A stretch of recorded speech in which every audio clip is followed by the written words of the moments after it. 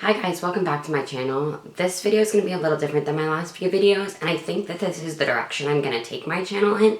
I've noticed that my disability related videos have gotten a lot more views than my beauty ones, and I think that's due in part to the lack of disabled YouTubers and the lack of intersectionality in YouTube. So today I want to talk about being trans and disabled, and specifically the erasure of trans disabled people from both the trans and disability communities. What prompted all of this was me thinking about going to the Philadelphia Trans Health Conference, which is an event that happens every year in June. It's the largest transgender conference in the United States, and I think even in the world. And it's a really, really fun event. I always have enjoyed going there. However, for an event that says its focus is on health, it really does almost nothing for disabled people, and the things it does focus on are, I think, highly problematic. So the first part is that I looked on this conference website, and they have all these tracts. And one of the tracts it says disability, and I was really excited to see that. I was like, wow, they have a disability-related track. But the thing is, there's only 2 sessions on there, and that's not a real track. That's 2 sessions that have nothing to do with each other, because one of them is about deaf people and one of them is about physical disability. And though, like, that's really great that you have 2 different types of disabilities represented in that, it still doesn't make up for the huge amount that they're missing. As someone who's trans and disabled, I've dealt with a lot of weird things that I would have never had to deal with if I wasn't one or the other. In the past year, I've had medical professionals blame my chronic nausea on tea, and multiple medical professionals tell me to go off tea because maybe that would make my nausea better. The nausea started before tea. They're completely unrelated. I don't know why the nausea is happening, but it's not tea. I've had medical professionals unable to tell me whether or not I'm eligible for top surgery due to Ehlers-Danlos syndrome, and I've had multiple friends with Ehlers-Danlos syndrome who are also trans, also unable to tell me if they're eligible either, because there's just no information, and no doctors really want to do any research into, how surgeries and other medical transitions affect people with various disabilities. And lastly, I've had a certain medical professional who is the 3rd-ranked gastroenterologist in this nation, never dealt with a trans patient before, and him and his nurse made multiple transphobic comments towards me, which made me uncomfortable for the rest of the visit and reluctant to ever go back there, even though I still haven't found a cause to my chronic nausea. I just don't think that we do enough to really say, the lack of, training for medical professionals about trans people is disgusting. But even those medical professionals who are trained on dealing with trans patients, specifically at trans healthcare centers, have no idea how to deal with trans patients who are disabled. And that's really awful. If you're in a trans-related healthcare center, you need to know how to deal with trans patients who are disabled. It's just a fact. And if you're not going to do that, then you shouldn't be working there. That's just my opinion. The other thing about the Trans Health Conference is it has a very, very narrow focus. It's mostly focused on medical transition, which is a really bad thing, I think, for a health conference, because there are a lot of trans people who, for some various reason, cannot or do not want to pursue medical transition. And that's not bad.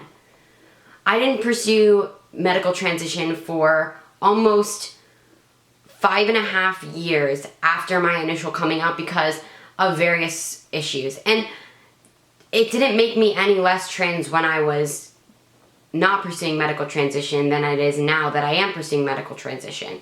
But this conference makes it seem like the only way to be trans is to be medically transitioning. And that's just a really bad thing. Of course, the conference has multiple problems with trans women that I'm sure many trans women, not other trans people, assigned male at birth trans people could elaborate better than me because I am not a trans woman. But being trans and disabled causes me to have this weird visibility issue where people see me as trans but not disabled, or disabled but not trans, and I'm both. That's just the fact for me. I'm both. And I'm not I'm not the only one. I've met so many disabled trans people who are forced into the shadows because we don't fit the mold of what it means to be a trans person. If you look in the media at trans men specifically, and I want to talk about trans men because this is what I'm familiar with, you only see buff, white, able-bodied, attractive trans men. And that's, at best, a small minority of trans women. At worst, it's one person representing what it's like to be trans for every single person. I was talking to, speaking of intersectionality in that regard, I was talking to one of my friends, my dear friends, last weekend, and we were having a conversation about intersectional identities in the trans community, and he's black and he's a trans man, and he says that he never sees himself in any type of media representing trans people because, though we have really great role models for trans women of color like Laverne Cox and Janet Mock, and I don't mean to belittle their positions at all, we don't have those same role models for trans men of color. And I don't know why that is. I can't tell you. But we need trans disabled people to be recognized as valid, to not only that not only trans men who can lift 2 times their body weight and have muscles everywhere is the only way to be a trans man.